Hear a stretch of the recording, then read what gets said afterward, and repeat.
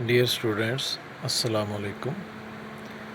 Today we will discuss different definitions which will provide base for further discussions. First of all, we will discuss center of mass.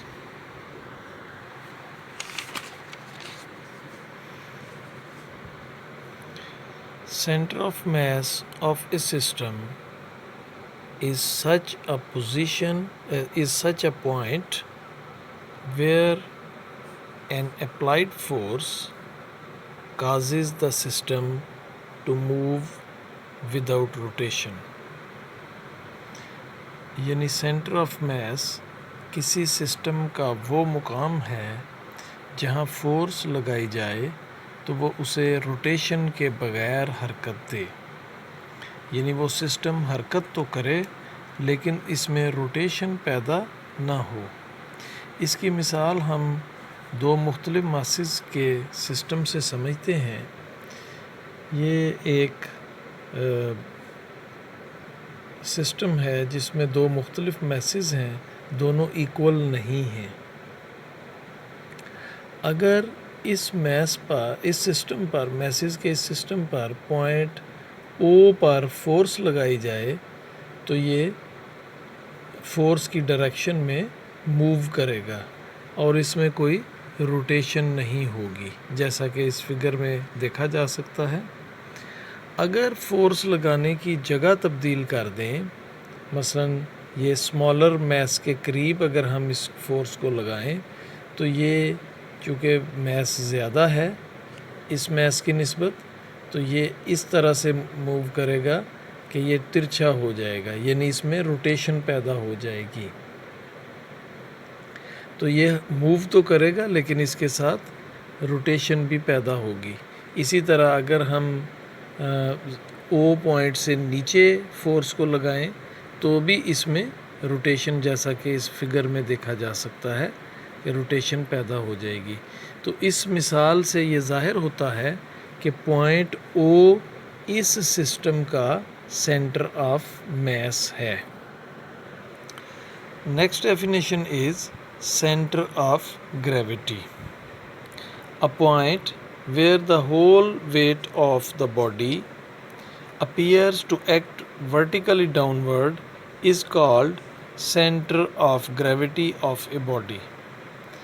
یعنی center of gravity کسی body میں وہ point ہے جہاں اس body کا سارا وزن عمل کرتا ہوا معلوم ہوتا ہے.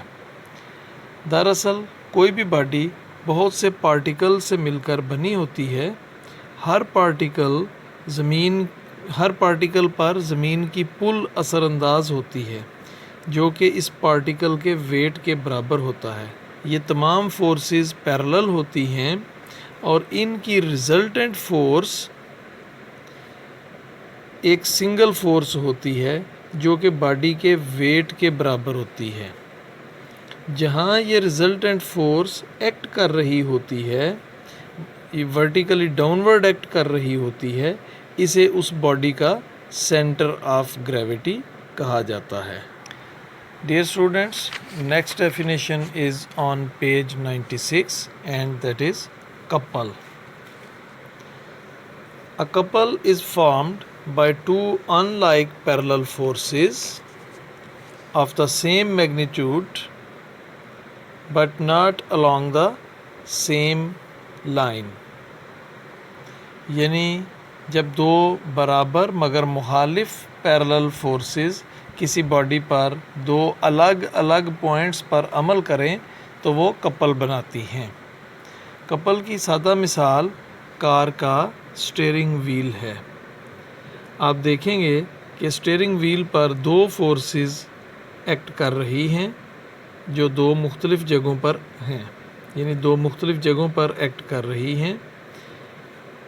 ان کا میگنیچیوڈ سیم ہے اور پوائنٹ آف ایکشن ڈفرینٹ ہے.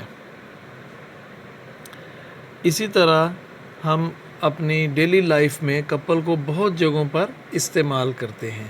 مثلا نلکے کی ٹونٹی کھولنا یا بند کرنا، تالے کی چابی گھمانا، नट खोलने के लिए क्रॉस स्पैनर को इस्तेमाल करना, बोतल या डिब्बे का ढक्कन खोलना या बंद करना कपल की मिसालें हैं। कपल की दोनों फोर्सेस से प्रोड्यूस होने वाले टार्क्स की डायरेक्शन एक ही होती है।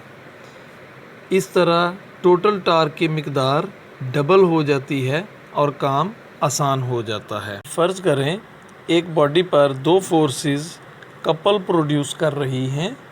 इन दोनों फोर्सेस का एक्सिस यानी पॉइंट ओ से फासला ओ ए और ओ बी है। इस तरह कपल का टोटल टार्क इस तरह से होगा, total torque of the couple is equal to F into O A plus F into O P. अब चूँकि F यानी फोर्स की मिकदार बराबर है, इसलिए F को हम कॉमन ले लेंगे, F इंटू ओ ए प्लस ओ बी। अब ओ ए और ओ बी के दरमियान फासला ए बी के इक्वल है, इसलिए हम इसको इस तरह भी लिख सकते हैं F into A B. A B दोनों फोर्सेस के दरमियान परपेंडिकुलर डिस्टेंस है और इसे कपल आर्म कहते हैं। यानी कपल से प्रोड्यूस होने वाला टार्क कपल की एक फोर्स और कपल आर्म की प्रोडक्ट के बराबर होता है। डियर स्टूडेंट्स, आज के लिए इतना ही। और अभी आज का homework, define centre of mass, define centre of gravity और क्वेश्चन है डिफ़ाइन कपल। तो ये तीनों डेफिनेशंस पिंक बॉक्सेस में जो दी हुई हैं, यही आपने लिखनी और याद करनी है। ये सेंटर ऑफ मास की डेफिनेशन, ये सेंटर ऑफ ग्रेविटी की डेफिनेशन और ये कपल की डेफिनेशन। ओके, अल्लाह हाफिज़।